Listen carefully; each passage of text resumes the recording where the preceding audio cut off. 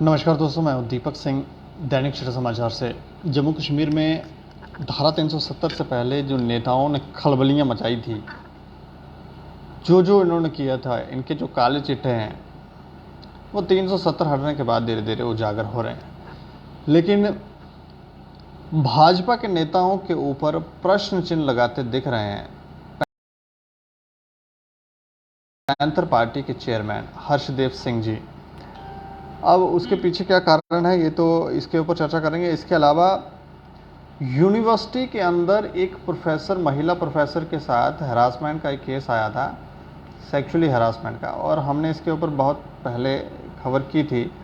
लेकिन अभी तक वो इशू जो है वो सेटल्ड नहीं हो रहा है और अब भी कुछ चीज़ें डिमांड की जा रही हैं, लेकिन यूनिवर्सिटी की तरफ से वो चीज़ें जो हैं उस प्रोफेसर महिला को नहीं दी जा रही हैं। ये एक बहुत बड़ा चिंता का विषय है कि यूनिवर्सिटी, जम्मू यूनिवर्सिटी, शिक्षा का मंदिर माना जाने वाला ये यूनिवर्सिटी, यहाँ पर अगर ये चीज़ें हो रही हैं, यहाँ पर महिलाओं के साथ ऐसा कुछ हो रहा है, उनकी ही बात नहीं सुनी जा रही है, तो फिर महिलाओं की बात सुनी कहाँ जा रही है। इसके अलावा कोचिंग सेंटर्स जो हैं वो पिछले लंबे समय से बंद किए गए हैं। बीच में थोड़ी देर खुले थे लेकिन वो बंद हैं। अब उस कोचिंग सेंटर के अंदर बच्चे जो हैं वो बड़ी क्लासेस के बच्चे ही कोचिंग लेते हैं, क्योंकि उनको जो भी उनके विज़न होता है और उस विज़न के हिसाब से वो कोचिंग सेंटर चुनते हैं और वहाँ जाके अपनी स्टडी करते हैं। लेकिन ये कोचिंग सेंटर जो हैं बंद हैं। इनको खुलवाने की मांग जो है ये लोग करने लगे हैं और ये कह रहे हैं कि सरकार को शायद याद ना दिलाया जाए तो सरकार यहाँ जागती नहीं है, समझती नहीं है कि ये परेशानी है। इन सब चीज़ों पर चर्चा करेंगे। चर्चा करने के लिए हमारे साथ हैं प्रोफेसर एस.के. भल्ला, जो सिविल विजिलेंस सेल के फाउंडर मेंबर हैं। सर, आपका बहुत बहुत स्वागत है। धन्यवाद जी। अच्छा, मैं ये जानना चाह रहा हूँ, ये धारा 370 के पहले जो नेताओं ने खलबलियाँ मचाई थी, ये किस तरह से देख रहे हैं? कौन से नेता? ये हमारे जितने भी नेता हैं उसमें कोई, लेकिन भाजपा के नेताओं के ऊपर थोड़ा सा हर्षदेव जी स्ट्रिक्ट होते दिख रहे हैं। कोई पढ़ेगा आपने पोस्ट? वो एक थी, वो न्यूज़ आइटम लगी हुई थी आज के अखबार में, और दूसरा कोई पिछले एक हफ्ते के अंदर कोई 2 राइटअप्स भी लिखे हैं एक अखबार में। तो मैं ज़रा देखता रहता हूँ अखबारें वगैरह, सारी स्टडी करता हूँ कंपैरेटिव। तो हर्षदेव जी अच्छा लिखते हैं, काफ़ी। हमारे जो भाजपा के नेताओं को खोलिए पोल। नहीं, वही बात कर रहा हूँ, वो अच्छा लिखते हैं। और उन्होंने कुछ भाजपा नेताओं के बारे में कुछ बातचीत भी की है कि उनको खुली छूट मिली हुई है और कोई उन पर एक्शन नहीं हो रहा है। लेकिन मेरा सिर्फ उनसे यही विनती है कि भाई ज़रा नाम भी बता दियो ना, तो नाम भी बता दो। अच्छा, आप नाम नहीं लेते, वो नाम लेने में उनको बड़ी परेशानी है। वो इनडायरेक्टली बात करते हैं, डायरेक्टली नहीं करते। जिसे अंग्रेजी में कहते हैं नेम एंड शेम वाला बात नहीं वहाँ पे। अच्छा, तो चलो वो अलग बात है कि हम थोड़ा इस लाइन में काम कर रहे हैं, हमें कुछ आइडिया रहता है। नहीं मतलब नाम क्यों नहीं लिखते हैं, उससे कहीं और उन लोगों को प्रमोशन हो जाता है। वो तो हर्षदेव जी को पता होगा ना, क्यों नहीं ले रहे। क्योंकि देखिए ना, एक बात मैं कहूँ जो शायद हर्षदेव जी को बिल्कुल भी अच्छी नहीं लगेगी, इनके भी आप होते हैं ना बरादरी भाईचारे, दोस्तियाँ होती हैं। मॉर्निंग में जो अखबार में एक जो होता है वो पॉइंट ऑफ व्यू वो एक अलग होता है, आफ्टरनून में और शाम को जो दोस्ती भाईचारे होते हैं वो अलग होता है। अच्छा, ये चेंज होते रहते हैं? हाँ, जैसे वकील लोग सुबह कोर्ट में लड़ते हैं और शाम को इकट्ठे बैठ के चाय भी पी लेते हैं। अच्छा, हाँ, पब्लिक इंटरेस्ट, मजाक कर रहा हूँ। तो ये इनका, ये पॉलिटिशियंस का एक अपना स्टाइल होता है बात। हम तो एक छोटी सी बात कह रहे हैं, ठीक है। भाजपा के कुछ लोगों ने, लोकल भाजपा के लोगों की हम बात कर रहे हैं, अगर उन्होंने कुछ बातें गलत की हैं पास्ट में और उनके नोटिस में है और उन्होंने उसको उजागर किया है, it's a good thing, it's not a bad thing. हम तो ये कह रहे हैं भाई हमें प्रॉपर एजुकेट कर दो, ये तो बुरी बात नहीं ना। हमें नाम तो बताओ ना कौन है वो। और साथ में मैं ये भी कह रहा हूँ, हमें कुछ इन्फॉर्मेशन है भी, और जब हम बात करेंगे तो हम नाम भी लिखेंगे, ऐसी बात नहीं है। पता भी लिखेंगे, मकान नंबर भी लिखेंगे, गली नंबर भी लिखेंगे, यह भी लिखेंगे क्या है तो क्या नहीं है। तो ये वो इनडायरेक्ट बातें करते हैं, गोलमोल बातें करते हैं, जिसे अंग्रेजी में कहते हैं राउंड अबाउट वे। साफ बात करें ना, स्पष्ट बात करें। बताया उन्होंने कितनी कितनी ज़मीनें या कुछ इस ऐसे क्या है, ये है जी, वो है, ऐसे है, उसने ये कर दिया, उसने ये कर दिया। कोई गाड़ी में गया, गाड़ी में घूम रही थी, वो ब्लैक मनी वो वाइट हो गई। कोई लेडी थी, वो कौन लेडी थी, क्या था, क्या, वो बताओ तो सही ना यार, क्या है ब्लैक मनी भी चल रही है यहाँ? ये। उन्होंने एक स्टेटमेंट दिया है, मैं उनके स्टेटमेंट को कंटेस्ट नहीं कर रहा हूँ, मैं तो सिर्फ ये कह रहा हूँ कि आप बात स्पष्ट करें। नहीं, जो महिला महिला महिला कौन है? कोई नेता की कोई पत्नियां तो नहीं है? महिला है कोई, उन्होंने ब्लैक मनी को वाइट किया, वो लिखा है, बिल्कुल आप पढ़ लेगा अखबार। नहीं, मैं ये जानना चाह रहा हूँ, ऐसा तो नहीं लिखा है कि नेताओं की पत्नियां हैं कोई? हाँ, कोई पत्नी है कोई, ओहो, किसकी पत्नी है भाई? ओहो, किसी की तो पत्नी होगी ना। वो बोलना चाहिए ना राजदेव जी को, कि नहीं बोलना चाहिए? हाँ बिल्कुल। सस्पेंस क्यों रखा उन्होंने? नहीं, वो एडवोकेट है, हो सकता है कुछ होगा। एडवोकेट को मतलब क्या है, उन्होंने सस्पेंस रखा उन्होंने? एडवोकेट को मतलब कहाँ लिखा कानून में कि आप एक चोर का नाम नहीं लेंगे? मैंने नहीं कभी सुना कि आप चोर का नाम नहीं ले सकते। फिर एक वो राजनीतिक देखो जी, बात ये है, उधर से आप इतने गंभीर प्रश्न को उठा रहे हैं और उधर आप आधी बात कर रहे हो, आधी छोड़ रहे हो।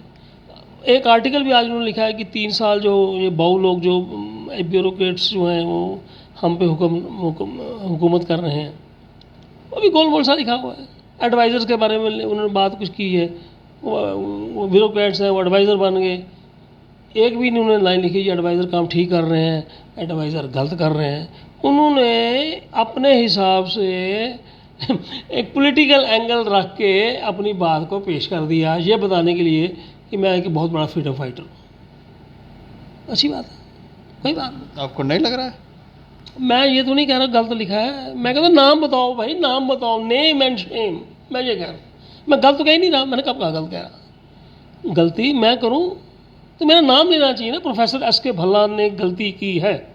एक है जी प्रोफेसर, वो पता नहीं दिहाड़ी में रहते हैं, उनके बाल सफ़ेद हैं, दाढ़ी काली है, वो कौन है भाई यार, पता तो करो कौन है कौन। मैं बात ये कह रहा हूँ, मैं ये तो नहीं कह रहा वो गलत का लिखा हुआ। मतलब हुलिया तो बता देते हैं। उन्होंने हुलिया नहीं बताया हुआ, लेडी के लिखा हुआ, हुलिया नहीं बताया हुआ उसका कोई। अच्छा, नहीं, मैंने तो पढ़ा नहीं, मेरे से तो समझ नहीं आया, वैसे पता नहीं कुछ होगा कोई हुलिया अपने हिसाब से। मतलब बात क्या है कि हम देखो, और वो खुद भी कहते हैं ट्रांसपेरेंसी होनी चाहिए। देखो अजीब सी बात है, मैंने 2 आर्टिकल पढ़े थे पिछले दिन, खुद भी कहते ये कैसी ट्रांसपेरेंसी है जी? ट्रांसपेरेंसी का मतलब बिल्कुल साफ, पानी की तरह साफ शफाफ। ये शीशे में मैं शक्ल देखता हूँ, मुझे सारा अपना चेहरा दिखाई देता। तो ये कैसी अंग्रेजी है, ये कैसा स्टाइल है बात करने का? इसमें क्या डिप्लोमेसी है, इसमें क्या मानसिकता छुपी हुई है? मैं तो उसकी बात कर रहा हूँ, मैं ये तो नहीं कह रहा हूँ गलत लिखा है, मैं ये बिल्कुल भी नहीं कह रहा। और मैं खुश हूँ लिखा है, चलो उन्होंने लिखा है, हिम्मत की, मैं उनकी हिम्मत को 50% नंबर दे देता हूँ, लेकिन डिस्टिंक्शन नहीं दे सकता मैं। अब मेरा अपना असेसमेंट का तरीका है ना। चलो हिम्मत की, चलो बात तो की यार, हमें बताओ तो ना वो कौन ऐसे कलाकार हैं जिन्होंने ये कुछ ऐसा किया। अगर मैं गलत हूँ तो हर्षदेव जी मेरी बात को रिफ्यूट कर सकते हैं, मेरे को कंटेस्ट कर सकते हैं, मुझे क्रिटिसाइज कर सकते हैं, और मुझे खुशी होगी उनका पॉइंट ऑफ व्यू सुन के। तो आप क्या चाह रहे हैं कि वो कल के पेपर में उनका नाम भी दें? मैं नहीं चाह रहा। एक जनरल एक बात होती है, when you talk about transparency, when you talk about accountability, तो भाई नाम बताने, मुझे नहीं लगता नाम बताने से क्या है। जो लैंड ग्रैबर हो तो लैंड ग्रैबर है ना जी, है नाम नहीं लेना, लैंड ग्रैबर का नाम नहीं लेना। अगर कोई छोटा लैंड ग्रैबर उसका नाम ले लेना, बड़ा लैंड ग्रैबर उसका नाम नहीं लेना। What is this? बड़े लैंड ग्रैबरों से डर लगता है? पता नहीं क्या क्या लिंक्स होते हैं, क्या प्रेशर होते हैं, क्या मुसीबतें होती हैं, मैं क्या बताऊँ। कुछ होता होगा ना, कुछ होता होगा। स्पष्टवादी क्यों नहीं है? मैं कह रहा हूँ स्पष्टवादी क्यों नहीं? ट्रांसपेरेंसी का मतलब स्पष्ट होता ना, नहीं होता। हमारे नेताओं में आपको लगता है ये जो बात ट्रांसपेरेंसी की है, ये दिखती है आपको? अगर दिखती होती तो ये इंटरव्यू क्यों करते हम?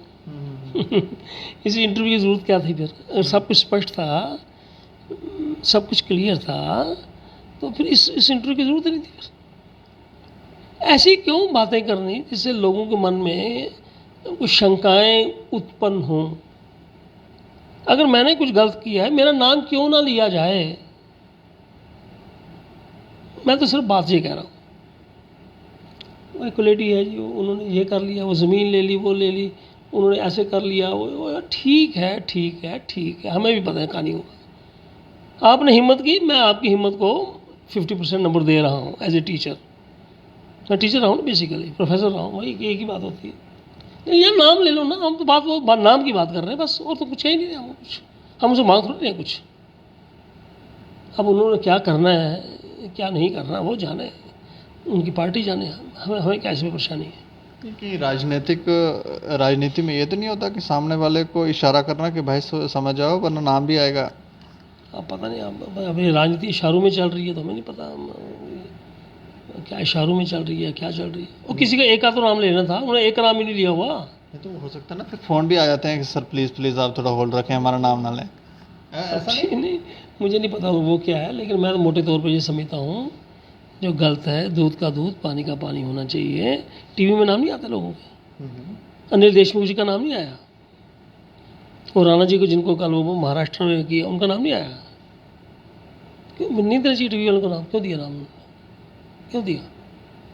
नहीं देना चाहिए, क्यों दे दिया? कहना चाहिए था एक मंत्री, केंद्रीय मंत्री, नाम क्यों दे दिया उनका?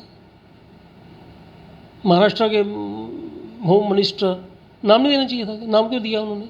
ये न्यूज़ चैनल वाले दिया कि नेताओं ने? नेशनल मीडिया की बात कर रहा हूँ, नाम क्यों दिया? न्यूज़ चैनल वाले तो बता ही देंगे, लेकिन हम नेताओं की बात करें, ये क्यों नहीं बता रहे हैं? कुछ होगा ना मन में, कुछ मन में होगा ना, मन को हम कैसे स्टडी करें? ये हमारे जो एक्स डिप्टी सीएम हैं कविंदर गुप्ता, उनका भी कोई नाम आ रहा है जी, उनका भी कोई आ गया है? मुझे नहीं पता आ रहा है या नहीं आ रहा है। अगर आ रहा है तो नाम ले लेना चाहिए, नहीं आ रहा तो ऐसे किसी को बदनाम नहीं करना चाहिए। मैं तो ये कह रहा हूँ, हम जबरदस्ती तो नहीं अपने लोगों को नाम घुसेड़ देने हैं। अगर आ रहा है और कोई उसमें कोई सॉलिड प्रूफ है तो नाम लेने में कुछ हिचकिचाहट नहीं होनी चाहिए, और ऐसे किसी को बदनाम करने की कोशिश नहीं करनी चाहिए, चाहे भाजपा का हो, चाहे कांग्रेस का हो, चाहे पीडीपी का हो, चाहे और भी किसी पार्टी का हो, नेशनल कॉन्फ्रेंस किसी का भी हो, या इवन मैं कहता हूँ इवन कोई सिटीजन भी हो, किसी पर ऐसे इल्ज़ाम तराशी करने की ज़रूरत नहीं है। चलिए, इसके मैं अलावा सिर्फ बात नहीं कह रहा हूँ, नहीं, मैं जम्मू यूनिवर्सिटी की भी बात कर रहा हूँ। एक पिछले दिनों एक सेक्सुअल हरासमेंट का केस हमने उठाया था, और उसमें एक प्रोफेसर महिला थी। इस लेडी का केस बहुत पुराना है, इस पर आपने 4-5 बार बात भी की, और मैंने भी अपनी अकल के अनुसार कुछ पोस्ट वगैरह भी लिखी, कंसर्न लोगों को भी लिखा, और हल्की फुल्की कार्रवाइयाँ भी हुई। लेकिन ये मसला कुछ ऐसा है, पिछले 7, 8 या 9 साल का ये मसला ख़त्म होने पे ही नहीं आ रहा है। मतलब वो किसी से एक, हर बीमारी की एक उम्र होती है। कल भी जो मुझे बताया गया, जब मैंने सुना, इस लेडी ने कुछ SOS किए हैं जो हाई अप्स को, और SOS जो होता है तब बंदा करता है जब वो बड़ी कोई इमरजेंसी हालात हो, या जब कोई इंसान बड़ी डिफ़िकल्ट पोजीशन में हो, अदरवाइज़ कोई SOS करता नहीं है। अब उस मैडम को पता होगा कि वो SOS का किसी ने रिस्पॉन्ड किया या नहीं किया, या उसके अलावा उनको वो चिट्ठियाँ कुछ भेजी हैं, सुनने में आया, तो उन चिट्ठियों का संज्ञान लिया गया या नहीं लिया गया, वो मैं इसके बारे में मुझे जानकारी नहीं है। लेकिन इतना मैं ज़रूर कह सकता हूँ कि she is an educated person, law department में वो पढ़ाती हैं, प्रोफेसर हैं, और ये मसला पिछले 8-9 साल का चल रहा है, लेकिन मेरे नोटिस में पिछले 1-2 साल से आया। अब वो ऐसा कौन सा मसला है कि जिसको हल नहीं किया जा सकता? और अगर एक लेडी, मैं मोटे तौर पर बात करता हूँ, बाकी छोड़िए बातें दूर की, अगर एक लेडी इसी एक कैंपस में रह रही है और वो इनसिक्योर फील कर रही है, हैरेस्ड फील कर रही है, विक्टिमाइज्ड फील कर रही है, और रिपीटेडली एक ही स्टोरी को कर रही है, और वो जो स्टॉकर है उसका नाम भी लिया जा रहा है, लिखा भी जा रहा है, इंटरव्यू में भी बोला जा रहा है, ऐसी क्या मुसीबत है कि उस बंदे की एंट्री यूनिवर्सिटी कैंपस से बंद नहीं की जा सकती, या कोई अल्टरनेटिव ढूंढा नहीं जा सकता? मतलब does she have not the right to live peacefully and comfortably in the campus? ये कोई इतनी बड़ी डिमांड भी नहीं है, इसमें लाखों करोड़ों की कोई इन्वॉल्वमेंट भी नहीं है, सिंपली है मुझे एक सेफ इन्वायरमेंट दे दो रहने के लिए, यही है ना जी मेरे, और तो कुछ नहीं ना इसमें। अब इसमें पता नहीं वो कितना वो आदमी, उसका क्या कनेक्टिविटी है, कहाँ पे वो गठजोड़ है कि एक प्रोफेसर की सारी एनर्जी इसी पॉइंट के ऊपर वेस्ट हो रही है। अगर वो मैडम इस एनर्जी को कोई किताब लिखने में लगा देती, कुछ पढ़ाने में और लगा देती, कुछ रिसर्च वर्क में और लगा देती, वो बेहतर होता। हम इसी में घुसे हुए हैं, हम जा रहे हैं, हमें कोई चेज़ कर रहा है, हमें कोई रिमार्क कस रहा है, हमें कोई अजीब दृष्टि से देख रहा है, और ऐसी हरकतें खासकर एक महिला के लिए बड़ी तकलीफें होती हैं, जो मैं समझता हूँ।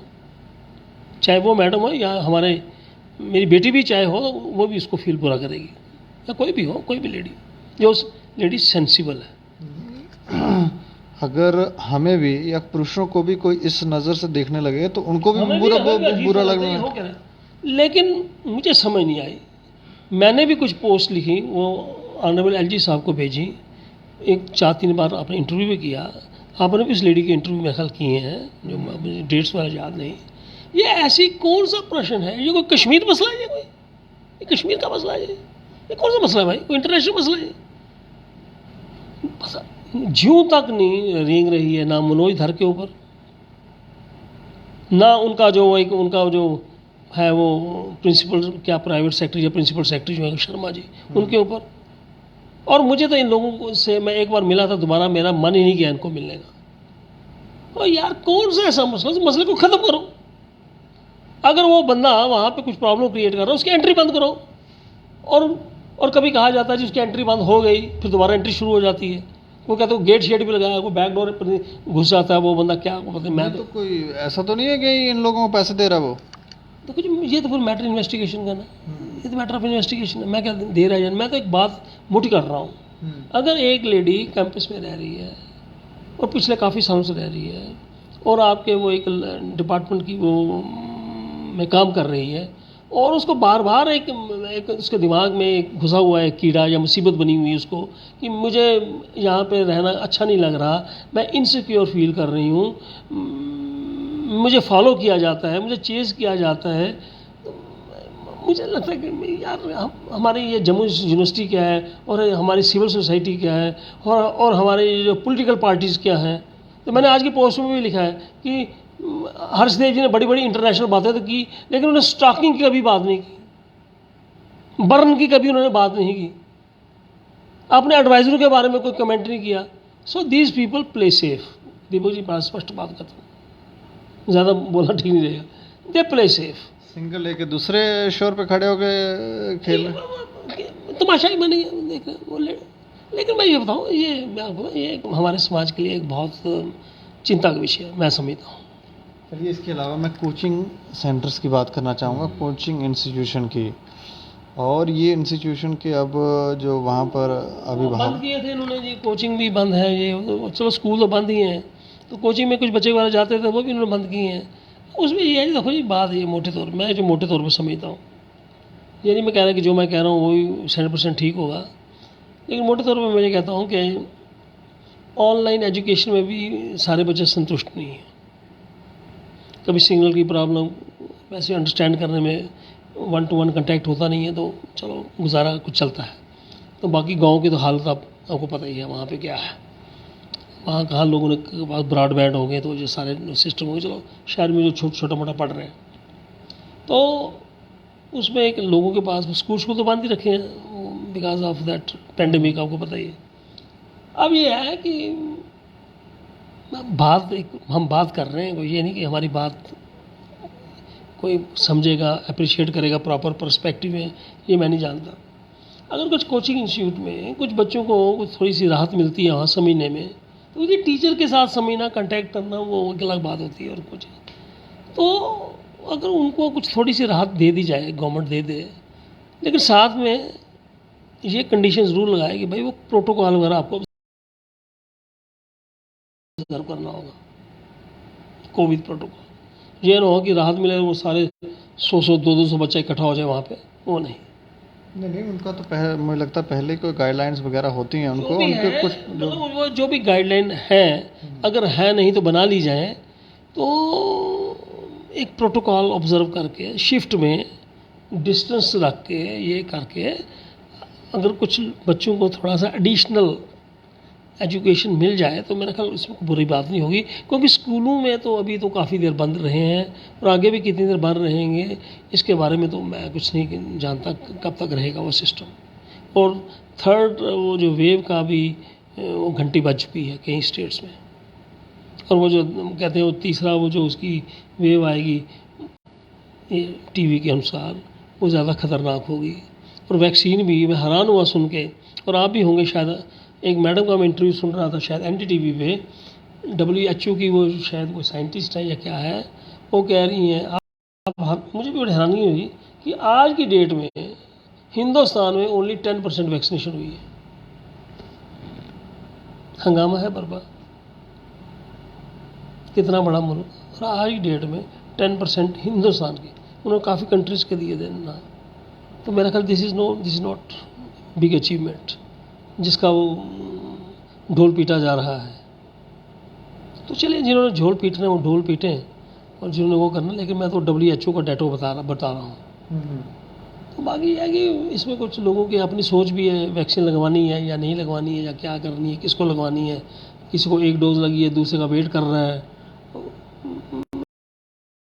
वो सारा बताएं आपको बात होगा। लेकिन हम बात कर रहे थे कोचिंग सेंटर की, उसमें ये है कि अगर कुछ बच्चों को एडिशनल वहाँ हो जाए थोड़ा सा, लेकिन उसमें वो एक वो प्रोटोकॉल फॉलो करना पड़ेगा, प्रोटोकॉल को हम इग्नोर नहीं कर सकते। अगर ऐसा वहाँ पे बने सिस्टम, थोड़ा सा रिलीज दे देना चाहिए। बड़े अधिकारी भी जो है वो अप्रोच कर रहे हैं, वो कह रहे हैं हमारे बच्चों को पढ़ाया नहीं है, वो टीचर साहब जाएंगे उनके ड्राइंग रूम में बैठ के बच्चों को पढ़ा देंगे, क्योंकि बड़े अधिकारियों को कोई समस्या नहीं होती मेरे ख्याल में। बड़े अधिकारियों की समस्या, एक हर्षदेव जी की आज मैं पोस्ट पढ़ रहा था, वो कह रहे हैं कोई अधिकारी है, देखिए, और एक अधिकारी का नाम, अधिकारी के बारे में बात की, नाम नहीं लिया उसका, वो किसी टीचर को कहते हैं साथ में ले गए, और टीचर वहाँ पे क्या ड्यूटी परफॉर्म कर रहे हैं, कुक की। कौन लेके गया, नाम नहीं होता, यही तो हर्षदेव जी की ब्यूटी है। वो कहते चोर आ गया, चोर आ गया, चोर आ गया, और चोर को ना अभी नहीं बता सकते। आप पढ़ लें आज के अखबार में, मैं हैरान हूँ सुन के, पढ़ के। कोई अधिकारी हैं, कोई बड़े अधिकारी हैं, उनको पता वो बड़े अधिकारी कौन है। वो किसी टीचर को ले गया, वो कुक की ड्यूटी परफॉर्म कर रहा है वहाँ पे। वो कैसा टीचर है जो कुक बन गया, और कैसा अधिकारी उसको ले गया। और हमारे एक्स शिक्षा मंत्री जी कह रहे हैं, अपनी वो कलम से लिख रहे हैं, लेकिन वो कौन महानुभाव है उसके बारे में शायद हमें कोई आसमान से, भगवान से प्रार्थना करनी पड़ेगी। हर्षदेव जी तो नहीं बता रहे, भगवान तुम बताओ। मुझे कुछ समझ नहीं आती ये है क्या, ये डबल स्टैंडर्ड्स हैं क्या, और ये कैसी ट्रांसपेरेंसी है, और कैसी ये स्पष्टवादिता है। कल हमने एक खबर दिखाई थी, एक नशे में वो आपसे कह रहे हैं नशे में धक्के खा रहे हैं, सड़क पे बिलख रहे हैं, और ये भी हमने सुना है कि उनको फ़िलहाल उनको कर दिए, सस्पेंड वगैरह कर दिया हमने, तो अच्छी बात है। और उन पर तो मैं तो कह रहा हूँ कि सख्त से सख्त कार्रवाई हो, ताकि आगे इस किस्म की वो चीज़ें ना हों। और उस टीचर को लानत है, शर्म आनी चाहिए जो इस किस्म का वो उसकी हरकत किया उसने। चलिए शुक्रिया, हमसे मेहरबानी आपकी जी। तो शिक्षकों का हाल ये है, नेताओं का भी हाल हमने थोड़ा सा आपको बताया, पर अब हर्षदेव जी ऐसा क्यों कर रहे हैं, क्यों नाम नहीं सार्वजनिक करते हैं, क्योंकि वो राजनीतिक आदमी भी हैं, उसके पीछे के कारण वही जाने। लेकिन स्पष्टता नहीं आती है जब विचार, नए नए विचार पैदा हो जाते हैं और विचारों का उत्तर नहीं मिल पाता है कि ये जो सवाल आया है इसका आंसर क्या है। आंसर जब नहीं मिल पाता है तो लोग परेशान ज़रूर होते हैं। इन लोगों को परेशानी से बाहर निकालने का दायित्व नेताओं का ही है, और नेता अपने दायित्व को सही से समझें और उसे फॉलो भी करें। बाकी आप देखते रहें दैनिक सवेरा समाचार। मुझे और मेरे सहयोगी अरुण डोगरा को दें इजाज़त।